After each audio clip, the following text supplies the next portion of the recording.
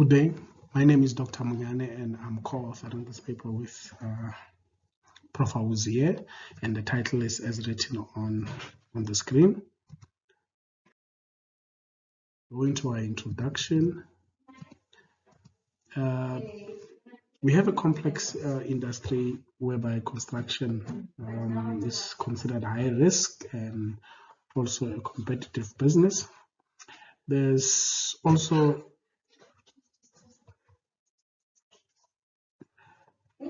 indication of it being the least innovative industry compared to other sectors. And in that, construction failures have continued to increase. That has been reported around the world according to literature, and success on construction project is becoming difficult due to the parameters of finishing on time, within budget, acceptable quality, and that also applies to emerging contractors. A lot of studies has been conducted on project success and project management success according to what those authors have conducted such studies. However, there's a lack of evidence of such studies being looked at in the current South African context provincially. And this study wants to identify barriers on how the measurement and management of this project success during delivery of public sector infrastructure projects within the Free State. This is the objective of this paper. If we look at literature, and literature looks at the success criteria, where most researchers have grouped success criteria into different components of project success, for which they often refer to as dimensions. An old study of Baccarini looked at two distinct components of project success and project management success. So those are the two distinctions that he made, and furthermore, and studying earlier that also suggested two major components that success criteria can look at issues dealing with project itself and issues dealing with the client. Recent studies in 21 and 22 looked at project success criteria as the measure by which an individual judge success or failure. Also, a recent study also looked at denotes a criterion as a principle or standard by which anything is or can be judged. Furthermore, a recent study described project success criteria as a set of principle or standard by which auspicious outcomes can be completed within a set of specification. So the criteria for measuring project success must be set out at the start of the project, according to literature. And furthermore, if we look at methodology and sampling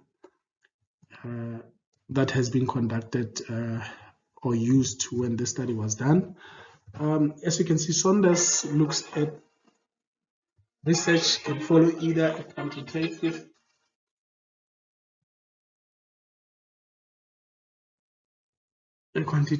or a qualitative approach, or both. And this study has used a quantitative approach. This study used a non-probability sampling strategy in the selection of firms and participants. And the firms were selected from data in the municipalities which contained information of firms that were engaged in public infrastructure projects. This then entails that the firms were selected using purposive sampling. Primary data was collected by means of question and survey from relevant construction sites, some through emails, telephone, as well as scheduling appointments, and also looking at running projects being selected.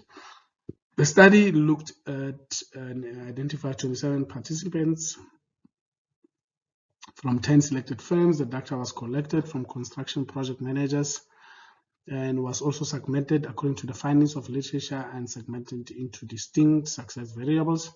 35 items were identified to measure the success of the project. The identical items were then integrated into similar sections, of which 4 principal categories developed, of which we had technical, contextual, competence, and management categories. The study received a 90% response from the questionnaire surveys that were returned without errors or omissions.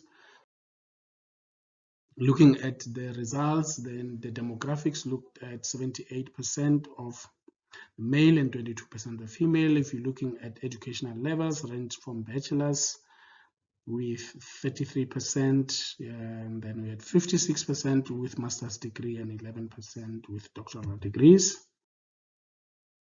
And these were the professional competence related problems that I identified in the study, where we had, in order of ranking, budget contingencies are well managed as the first one, second one being availability to design robust plans and manage changes.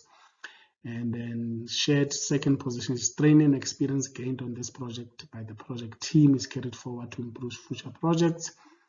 And third spot being shared by two, which involve of participant and professionalism. The next ones that were looked at was the project management related problems, also in order of ranking. First one being planning and management of project financial demands, and the last one, number 10, as handle the portfolio management processes. So those were the project management related factors that were looked at in terms of the success and of projects. Furthermore, if you look at the discussion of the results show that infrastructure development in South Africa is currently generally satisfied with the management performance, and that adaptation to contextual problems is considered to be the biggest problem hindering project success. Secondly, these findings also highlights that effective strategic management process and efficient planning and management of project financials was considered the most critical variables of success, similar to the study. The recent study of Pereira et al. And also literature suggests that efficient and effective management for robust monitoring and evaluation systems is also the critical factor from those studies identified there. Also, coordination and integration of project activities, effective communication between teams and stakeholders, effective project scheduling and budgeting, adequate team selection, training, development, and motivation. Project managers' competence and decision-making skills was also highlighted by the findings.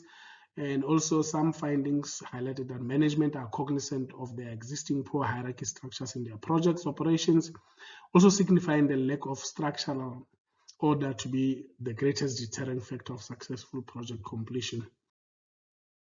And in conclusion, success measures were conducted in terms of the 2 of the 4 principal factors and associated variables, competence and management objectives only, which has shown that related concepts of a successful project have multiple beneficial outcomes.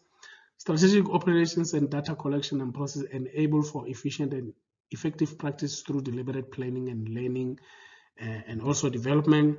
Direct outcomes from the infusion of the various constituents are realization of greater profit margins, client satisfaction, improve corporate relations, and systematic implementation of the operational advancements that are suitable contextual demands. Also, recommendation is that it is of critical importance to ensure that various parties involved in projects, being different disciplines, have a healthy relationship in order to have an undisturbed flow of stages, and that the various parties get the chance to reconcile their views post-project to find areas of success and those that need improvement. End of our presentation. Thank you very much.